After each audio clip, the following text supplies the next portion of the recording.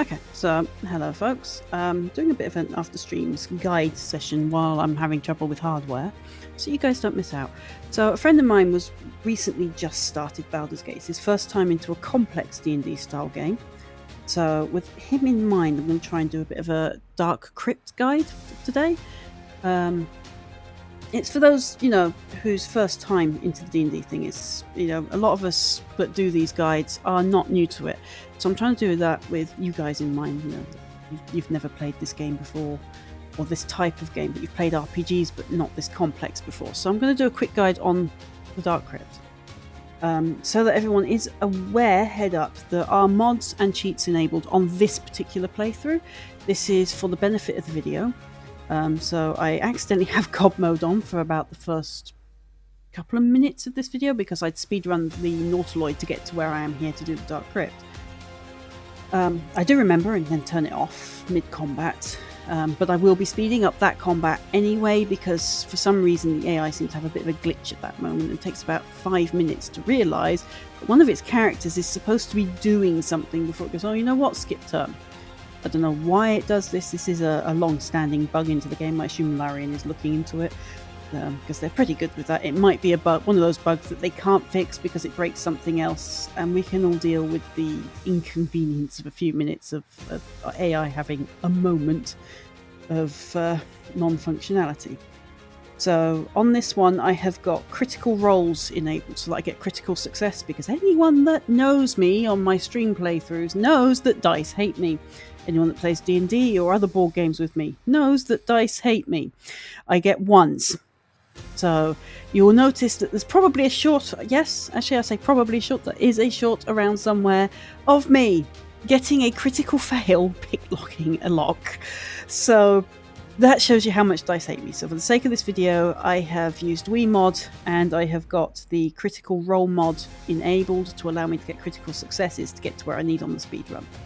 Also, I am max level because I maxed out my EXP while I was up on the Nautiloid. Again, for the sake of this video, to give it a smooth run through, so I don't have to keep re-recording the gameplay. The game audio is muted. This is to avoid YouTube, because YouTube, at the moment with its algorithms, is just angsty about every tiny little thing.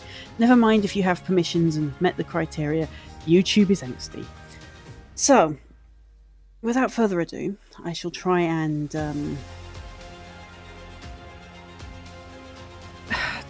do a voiceover of this video.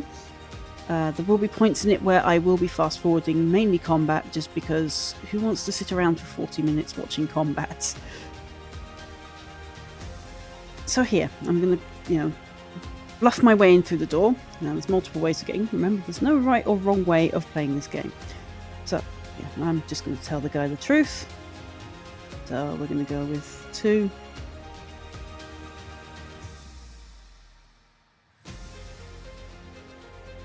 Again, I apologise. I just didn't want to run into trouble with YouTube. Bad enough when I stream and it shuts down my videos with music. So yeah. Even though I have permission to use that music, it's ridiculous. So we're gonna use Asterion. We're gonna lockpick because I randomly picked Asterian's story file for this. So here we go with the critical roll I was telling you about. Remember, always pick your bonuses. Make sure you get the best bonuses to give you the best outcome if you don't have a mod like I'm using. You're going to only see the critical success in this instance. So here we go. Success.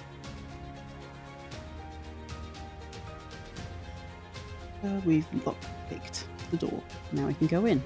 There's 3 ways into this temple, by the way. This is the easiest.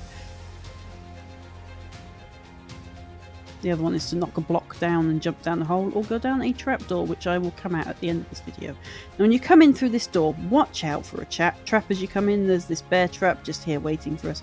Now I'm actually going to ignore it because I currently do not have any disable trap kits. Normally I have a disable trap kit and you can just zoom in and right click your trap and disable the trap. In this instance I don't have any, so it's not going to have the option. So I'm going to go down here. Now I have found if you sneak here, although I do fail on this instance, If you sneak, you have a better advantage in this particular fight because they don't notice your other party members. Here we are. Let's go up and fail epically. There we go. Hiding successful. Oh wait, we got seen. So now we have an initiative check which puts the order of how combat goes. So this fight takes a minute, but you'll see how I get the advantage here. So Astarion is the one that's being used primarily here. So now I've got to go through this. I will speed it up a bit further in. So she's going to move to over there somewhere and so on. Now, because I'm max level, I do get to use Sleet Storm from Gale, which helps him immensely in this fight. I have an unfair advantage this time. Normally this is a bit of a struggle, but sneak your party in and you get a sort of a bit of a bonus in that you can use your party as reinforcements. Now I had actually still got God mode on at this point, so yeah, it's just, I think it's when Gale takes a hit and I realise he shouldn't have dodged it. I was like, hang on a minute, why did that do 0 damage? I was like, oh, God mode, oops. It's just because I wanted to speedrun the Nautilite. I didn't want that on anywhere else. I do kind of wish after your first playthrough that you could skip the Nautiloid. I mean, a little bit tedious after about 3 run-throughs. That's just my opinion. Other people have different opinions, I'm sure.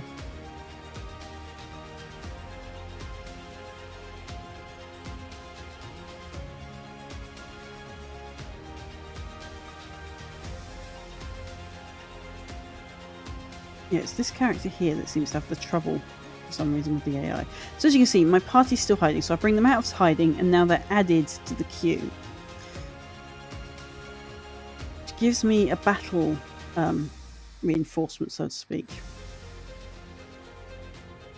And the reason for that is it's made my enemy party move into positions that's easier for me to deal with now at a quicker pace.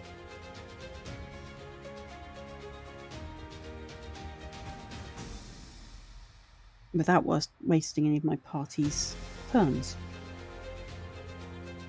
So this is around about the point where it has the AI moment. So join the battle, join the battle, join. Yeah, that's another one of theirs. It's join the battle. And for some reason, they just keep throwing fireballs at the door. I do that a couple of times. Now, I'm not quite sure why that character ran off over there, because they'll run back in a minute.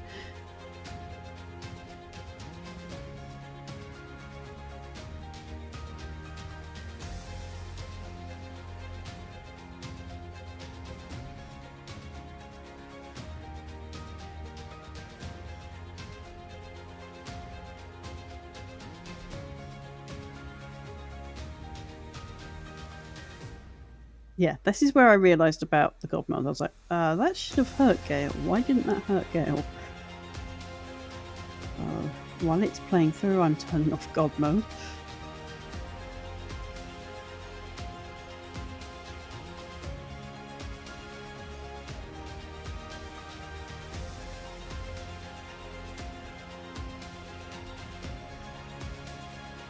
There, see? Now he's getting hurt, so I've now turned God mode off. Now here's where it has its moment, roughly. Right, so guys, I'm going to use him to burn the mage. Always get rid of that mage first. The second one you want to get rid of is the archer. Now, because I'm max level, like I said, I have an unfair advantage in this particular combat. But yeah, if you're in combat anywhere on Baldur's Gate, get rid of the mages, get rid of the archers. Those are your first two to get rid of. So you want to basically get rid of healers, mages, archers. These guys will do the most damage to you over time. However, in the goblin situation, you're wanting to get rid of the ogres first, because those guys pack a punch.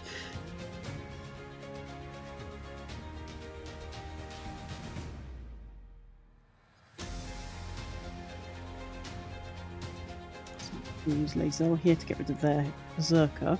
So that's going to be a trouble in my party because he's got near my lightly armoured members and I don't want that, especially not near my mage, because believe it or not, the AI uses the same logic as we do. Get rid of the mages first. So that's Lizelle done. I'm trying to work out what spell to use here. I think I went with, yeah, extended it, and I think I went with, I was going to go thinking, oh, can I teleport him in? Then I realised, no, that this spell works on allies after a minute, so yeah. Okay, so maybe not that spell. What other spells do I have?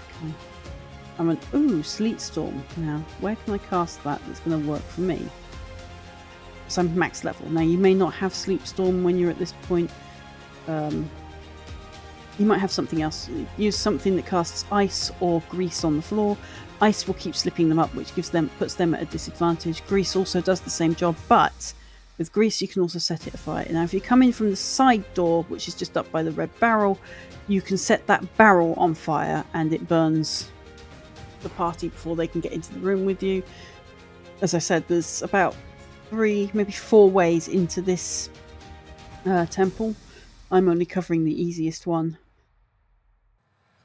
But fighting this party is pretty much the same. You want to corner the same people, you want to use the same tricks. So you just want to get the floor frozen or the characters frozen, or you want to get oil or some form of grease or fire on the floor because it puts them at a combat disadvantage. So this is where the AI was having its moment. So yeah, we're on that character here. She's supposed to be doing something. I don't know what she's supposed to be doing, but it's like she has a moment. Luckily, some kind of timer kicks in and it skips the go. So we're just going to fast forward this now.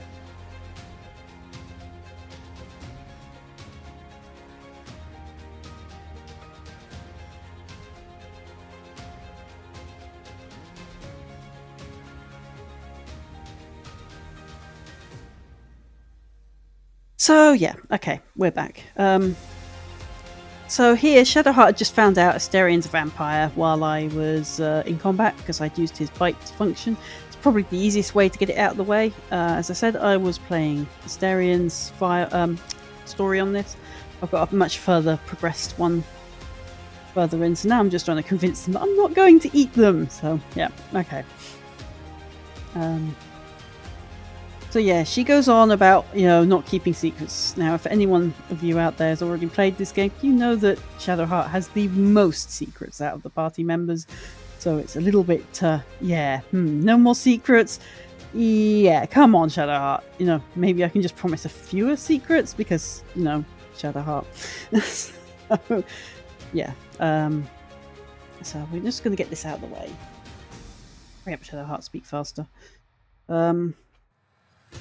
So again, yeah, I apologise there's no game audio. I mean, really, I don't want to give too many spoilers away because it's better for you guys to play it and experience the game for yourself. Because again, there is no right or wrong way to play this. Every micro choice that you don't even know you're making affects this game. So even if you play the game with the exact same choices that you make in speech, you've maybe made a different one at some other time. So yeah, so we're post-battle. You can now see that my ice is now a melted puddle. You can see a red barrel that was just near me as we've just run past. That is an oil barrel. They explode when you shoot fireballs at them. So right, we're looking into this room because there's a door on our on our right here that we need to unlock. So we need to come into this library. Now, normally I would loot everything because that's what I do in these games, but in this instance, it's not really too important because speedrunning. So what we're looking for is a switch at the back of the wall here that unlocks the door that we need to unlock. Now, sometimes in these chests you will get trap kits, which I'm kind of hoping drop right now because what I really need to show you in here, we need a trap disarm kit for. Otherwise, I'm going to have to show you how to do this particular room without a trap kit. So, yeah, I'm going to read this because it's all important. Again, there's no right or wrong way to play this game. So yeah, there are actually books in here that are important to quest to do with Withers in a minute. It gives you the actual answer you're supposed to give him. I'm going to deliberately give him a wrong answer in this one because, well, I've never given him the wrong answer before. I've generally guessed right because I'm an old D&D player, so I kind of get where the logic's going to go. So, coming into this Dark Crypt bit, This is where my friends have problems. So normally I would save here, but the game's already auto-saving, so we're good. So check these chests. I check every vase, check every tomb. You're looking for trap kits or anything you can sell later on. Honestly, they contain mostly junk. It's not even worth picking up most of the time. So yeah, that necklace, that's sellable, so we'll take that. Now here, this is the room here on the right that we need to worry about. You can actually drop in from behind on this room. But we haven't, we've come in through the front door. So you want to press G or go to the party menu. Just at the bottom of the party menu, there should be a thing to separate your party. You want to separate your party because traps are going to trigger in here because I don't have a trap kit. So these are some of the traps. They will burn you to pieces. Now it's better to only sacrifice one party member, even if it's your main player. But make sure that that one party member is your thief type that can pick locks. We're going to need it. Traps are coming available everywhere as we run through. Now I'm just going to look. You can actually again drop in here. That door at the back, which is locked, is a point that you drop in. If I remember rightly, it's where you drop a pillar up on the top of the temple and you drop down, and the hole brings you in back there somewhere. Now I'm just going to pick this lock to see if I can show you an empty room. I don't know if that's going to be successful or not. Should be, given as I have critical roles enabled.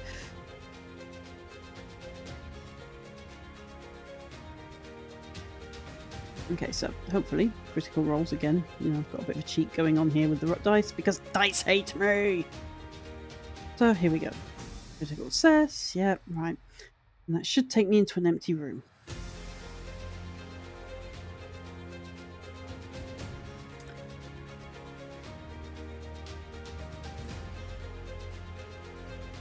Oh no, sorry, not an empty room. So yeah, this is the door on the beach. So if you can lockpick that, you can come straight in at that whole point. So here we are, watch out. Anywhere you've got these circle markings on the floor as well tends to be traps. So now we're going to look, see if we can find a trap disarm kit, because I've not been lucky enough to have them drop anywhere. So try and avoid the tomb in the centre. Also, you're looking for things like soul coins. I think there's one here somewhere. Is it this tomb? Yeah, there we go. There's a soul coin, sorry. Keep those. You're going to need them for Karlach and when you get to Avernus later on. Okay, so this game is going to be utterly mean because obviously I have critical roles enabled. It's going to say, well, no loot for you then. So we're looking at this particular tomb here. So you want to right click it and lockpick it, but before you open that tomb, make sure you put on the turn-based mode. So click the hourglass in the bottom right and then use your thief character, who that is. In my case, that's Asterion. So we're going to use him to lockpick, and inside you will get a key and a spear of some kind. Now that has triggered traps, so I'm just going to show you that. Because I've got it in turn-based mode, I'm able to escape the traps. You'll see up in the top there's like a planetary type logo.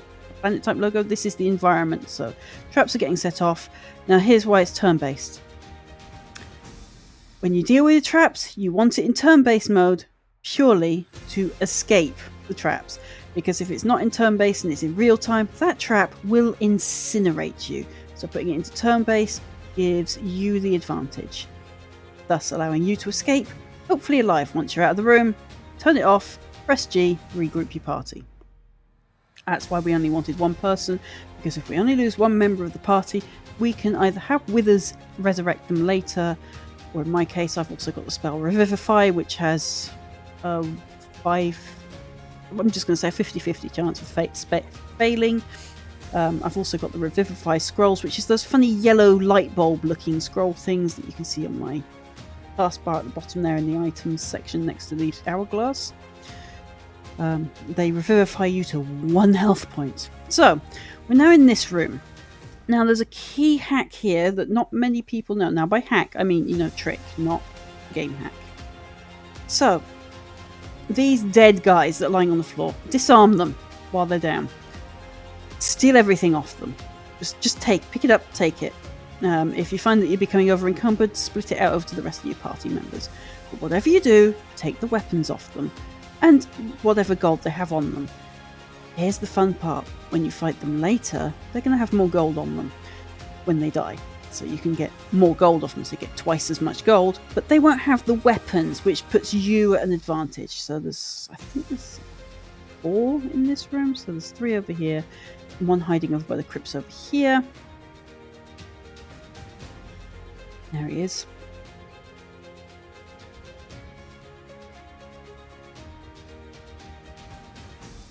So we're just going to take his key, dagger, and gold off him. Then we're going to go in here, because this is what the key's for.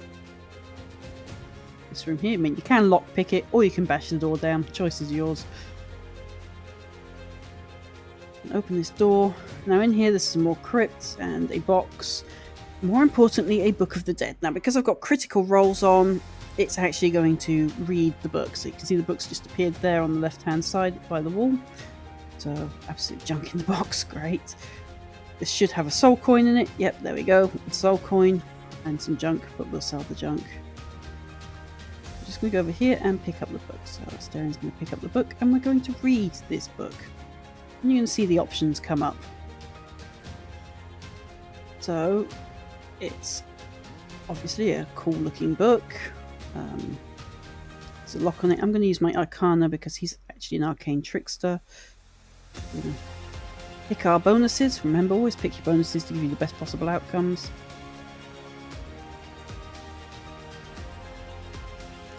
Again, because of cheat, critical success here, so he's going to open that book.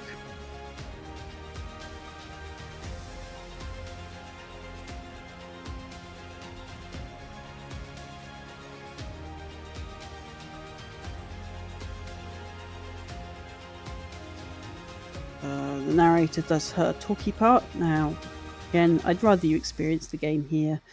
So there's a bit of spoiler warning here, because obviously I get 2 critical successes. We've opened the book, find out it's a Book of the Dead, and then they tell us about this Book of Dead gods specifically, and how the pantheons rise and fall, only to be reformed again later under a different name. But specifically, it's paying note to the 3 gods that this game is actually about, which I'm not going to bother naming here because spoiler. And thankfully here in the book it doesn't really name them either, it's illegible, so we're good there.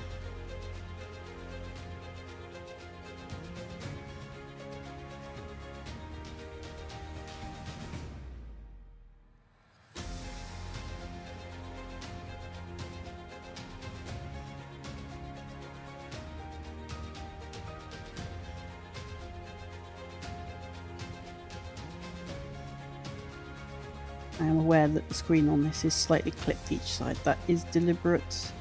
And by deliberate, I mean the program's done it deliberately.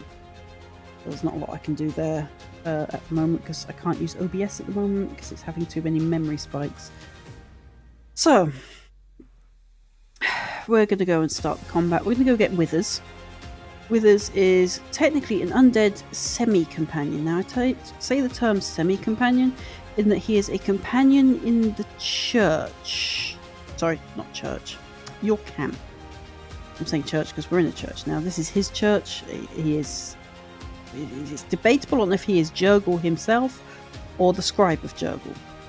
He calls himself Withers. So we're looking for a little button here on the pillar.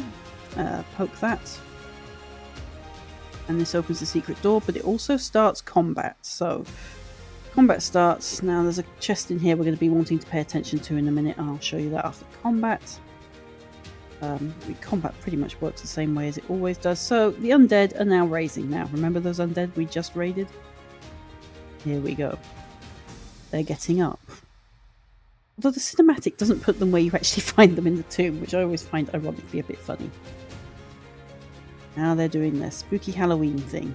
So, come on, undead peoples, come at me.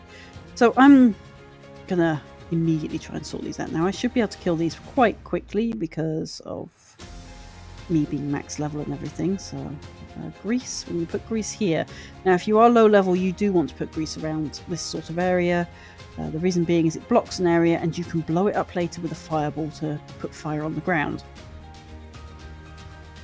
So around about there, as long as it blocks that direction and keeps you in the advantage.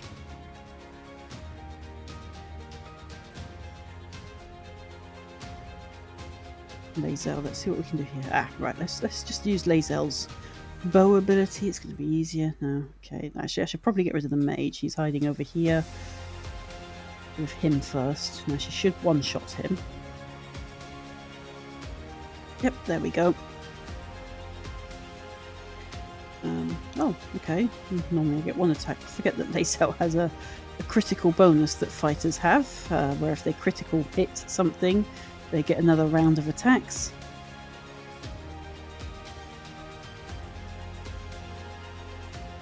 Now she could go again, but unfortunately she needs to get close and personal this time, so we won't bother. So we'll use Shadowheart, and can she Holy Smite them? She can Holy Smite that one. There we go. She can Holy Smite that one. That should get rid of that one. There's another one gone. So we're down to 3. And turn, and we're on to Gale. For Gale, I'm going to use Sleet Storm again. Don't have to use Sleet Storm, use Fireball. It's still good against undead. But I have Sleet Storm, so we're going to utilise this. So again, Fireball or an Ice spell, or even a Lightning spell if you have it. Now, tip, people, if you have Lightning spells, make sure you have the Produce and Remove Water spell as well. You can use that to your advantage because you can electrocute the ground and keep it as a continued effect each turn. It's great against Githyanki later. So a little bit of a tip there for you. So we're now going to wait for them to have their turns. So there's 2 still to go and 1 incapacitated. He's going to rush down there.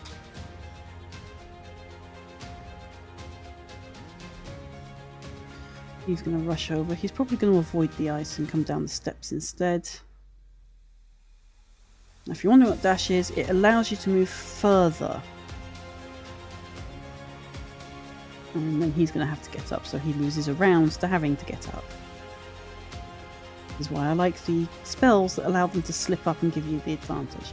So, oh, he went for Gale. He actually had a spell strike. Wow, okay. So back to Asterion.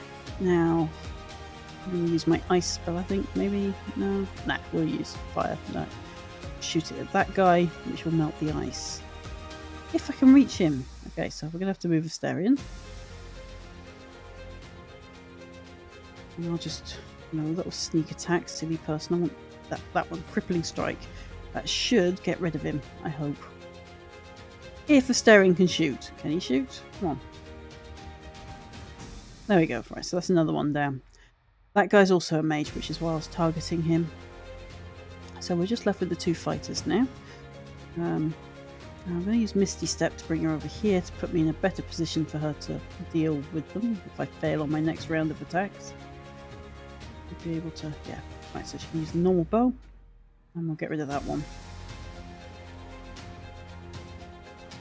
Now, don't be too worried if it takes you several attacks. I mean, it's down to, even at max level, the will of the dice.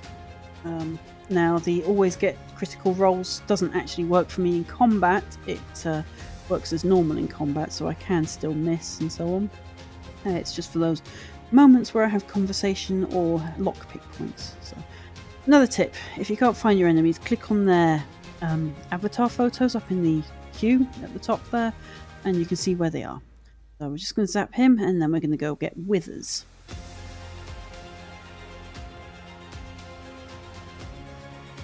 Or we can go, but actually, let's just go raid the bodies first. I'm probably going to get attacked by my own spell. I'm not quite sure why they've decided to go up through the Sleet Storm for this. Okay, so we're going to pick up, and again here, we'll show you. See, earlier on, they had gold and other bits. Now they've got gold because we disarmed them earlier. That's basically a second bunch of gold off them. You get gold and some XP, and apparently we forgot to disarm that one.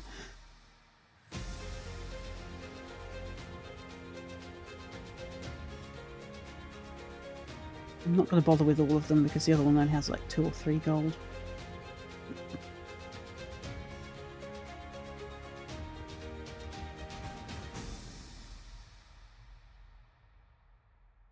Read the plaque. Now it should be in some unintelligible language. Yep. Okay.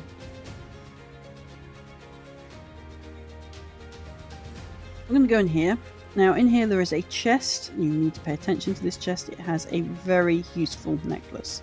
In this game you want 2 spells of some kind or some way of using them, and that is to talk to the dead and speak with animals. There is a lot of quests where you need to find the dead bodies of people. Make sure you equip this to your main character or the character that's best used for speaking with the dead. I'm going to equip this to Asterion because he's my main character in this instance. And this allows you to speak with certain dead bodies in the game, allowing you to further quests. Now Withers is in this thing here, so I'm just going to read the plaque. It unlocks some lore in this playthrough. The poke it. Now, to be honest, Withers can get out of it himself. Now, if you don't do this quest, Withers will appear just before you get towards Act 2. So don't worry too much if you do miss this Dark Crypt, but this is basically a speedrun of the crypt, so we're going to poke Withers here. Now, spoiler alert here. The book that I haven't read in this instance actually tells you that no soul is worth any more than another. But at the same time, it also tells you that it's about deeds. But there is no real right or wrong answer here, to be honest.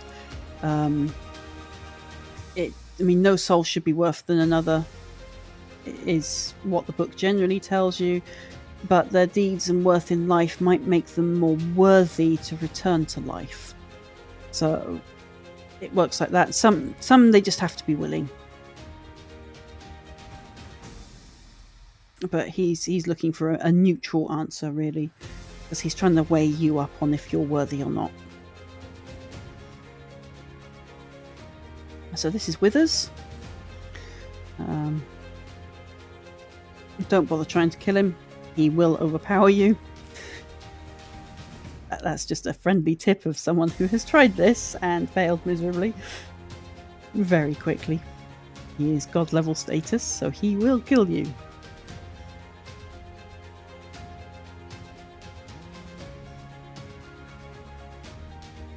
Besides that, he is actually pretty important. I have seen playthroughs where people have told him to go away once he comes to their camp.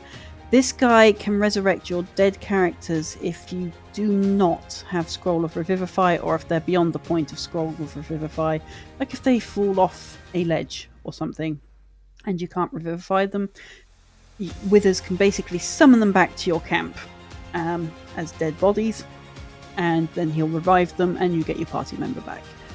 You can also use him for custom characters, so if you're missing a certain aspect to your party, you can ask him to bring in that particular class into your party. So yeah, I'm just going to pick, it depends on the person's deed, it's actually the top one. But I'm just trying to get this conversation over for the sake of the video, so yeah, no particular right or wrong way again. How you play is up to you. You can even play as evil if you so choose. You can become one of the chosen of the... I can't remember her name at the minute. Basically the giant elder brain that you're serving. So yeah, you can become a true soul, or you can become a good guy that fights the things. There is no linear direction. No 2 playthroughs will be the same, even if you take the exact choices, because there are micro choices that are going on the whole time. So you might take a different path, and that's a micro choice you haven't realised you've even made. So you're looking in his tomb. There's some useful items, including a soul coin. I'll make sure to give his tomb a peek after he's vacated it. So there's another way out, and unfortunately I just remembered this direction. I kind of wish that I'd been able to tell my friend this one in time, because he was getting lost and confused and was getting really, instead of researching the place as in walking around and testing things, he just left. So this is to help you get through. There is another way down here if you can't get past that tomb door, because you can't lockpick it, you can't bash it, or you can't get the key because you will die when you get to the traps. There is a trap door behind the temple at the top. So this lever here will pull down the ladder. If you're coming from the top, you just jump down. So we're trying to go over this ladder, so the ladder should lower. We go up and we should end up at the trap door, and I will come out behind the temple and show you where that is.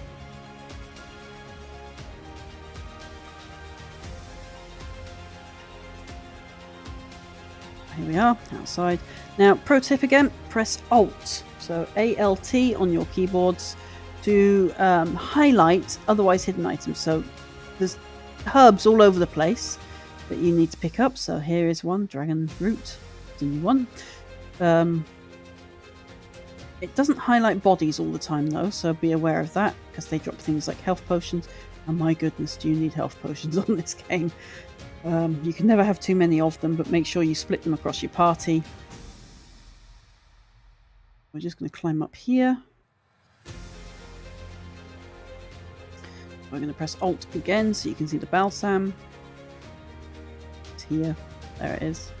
Balsam. See? Alt. You need these for your potion making as well, because you can actually do your alchemy. Now here, you're going to see these muddy mounds that appear. Now they're on every map, all over the maps. Unfortunately, I don't have the item. They need a spade. So you will find one stuck in one of these mounds later on. So yeah, I'm just going to save that here. So I can do other guides. If you do want me to do the Nautilus, tell me. Drop it in the comments. But I shall do another guide of another part of the map later. So we're just going to call this speedrun for guides. There we go. So I know it, because there's different playthroughs on here for different streams and so on. So yeah, there we go. That's a quick run of the Dark Crypt. Hopefully that helps you out. Hope you enjoyed the video. Give me a like and subscribe if you can. I hate to beg that, but we are trying to get the analytics up on our channel. Our channel will not be monetized, so hopefully it should remain ad-free. And the reason it doesn't get monetized is because we are a collective of gamers. It's not just me that uses it. I've also got a couple of other hosts that may stream or upload vids from time to time on here. So keep an eye out for those. But yeah, this is Black Fox Kitsune. I can't stream for a little while because I've got hardware issues going on with my computer and I need to upgrade a couple of things. And OBS still doesn't want to work at this point of time without causing my system to overheat. I don't know what's going on with the OBS systems, but that's where we are. So hopefully that was helpful to you, and I will see you on the next video. Have fun, stay safe,